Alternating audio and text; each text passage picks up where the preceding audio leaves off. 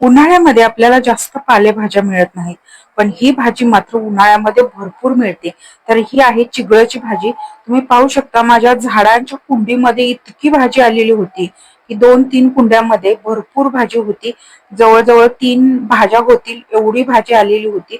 मी सगळी व्यवस्थित काढून घेतली, नंतर स्वच्छ धुवून घेतली आणि नंतर चिरून घेतली. आता ही कशी बनवायची ते मी दाखवते.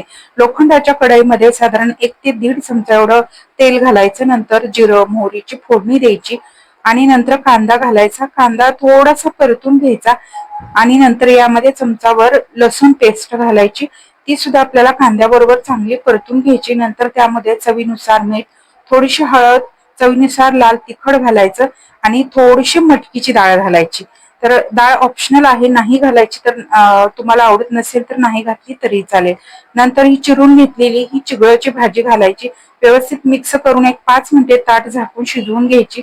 नंतर थोडंसं जाडसर शेंगदाण्याचं कूट घालायचं आणि मस्त हलवून घ्यायची. मस्त अशी पौष्टिक रान भाजी, चिगळची भाजी तयार झालेली आहे. या पद्धतीने नक्की करून बघा. धन्यवाद.